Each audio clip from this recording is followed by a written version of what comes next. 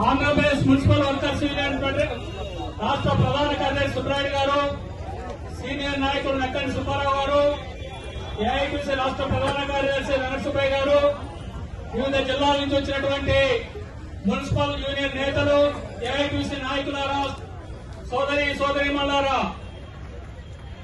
చాలా ఆందోళన చేసిన తర్వాత రాష్ట్ర ప్రభుత్వం వైపు నుండి, సీఎండీ ఆఫీసు నుండి ఎటువంటి స్పందన లేనందువల్ల ఈ రోజు మన రాష్ట్ర కమిటీ సీఎండీ ఆఫీసు చలో సీఎండీ ఆఫీసుకు పోవాలని నిర్ణయం తీసుకుని ఈ రోజు మనందరం కూడా విజయవాడ చేరుకున్నాం.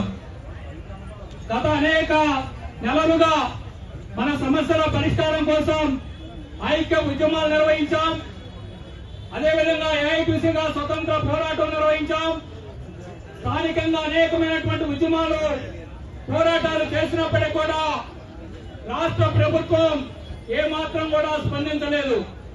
ఈరోజు మన ప్రధానమైనటువంటి డిమాండ్ ఆబ్కాసును రద్దు చేయరాదని.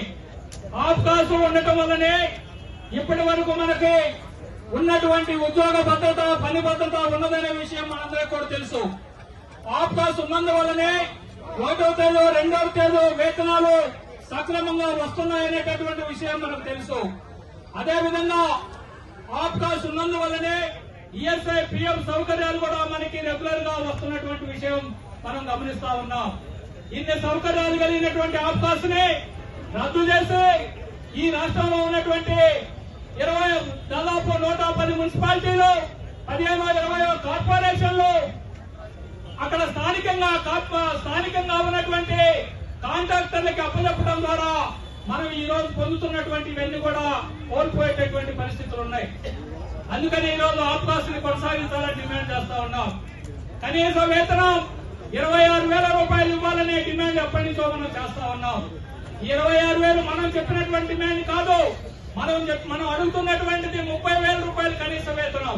కానీ 26,000 రూపాయలు రాష్ట్ర ప్రభుత్వం ఏర్పాటు చేసినటువంటి కమిటీ సిఫారసు చేసినటువంటిది 26,000 రూపాయలు. మనందరం కూడా రాష్ట్ర ప్రభుత్వం కార్పొరేషన్ లోనే పనిచేస్తా ఉన్నాం. ప్రైవేటు సంస్థలో పనిచేయట్లేదు, కార్పొరేషన్ లో పనిచేస్తున్న మనకి రాష్ట్ర ప్రభుత్వం నిర్ణయించినటువంటి ఈ కనీస వేతనాలు 26,000 రూపాయలు ఇవ్వకపోవడం సిగ్గు చేయటటువంటి విషయం. అందుకని కనీసం 26,000 రూపాయలు ఇవ్వాలని మనం డిమాండ్ చేస్తా ఉన్నాం. అయితే ఈ రోజు మనం ఈ డిమాండ్ కోసం మున్సిపల్ కార్యాలయాల ముందు మీరందరూ కూడా ధర్నాలు చేశారా? మున్సిపల్ కార్యాలయాల ముందు ధర్నాలు చేశారా? ఏమన్నా స్పందించారా?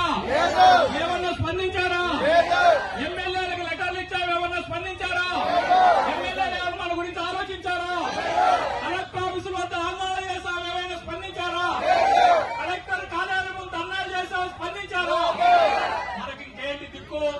మనకున్నటువంటి ఆప్షన్ ఏంటి? చలో విజయవాడ సీఎండీ ఆఫీసు ముట్టడి. ఆ ఒక్కదానికి మనం ఈ రోజు విజయవాడ వచ్చాం. మనందరం కూడా సీఎండీ ఆఫీసు ముట్టడిద్దామా? తెలుసుకుందామా? మీరందరూ సిద్ధమేనా? పోలీసులు భయపడతారా? పోలీసులు భయపడితే మన జీతాలు, మన ఉద్యోగాలు ఇట్లే ఉంటాయి.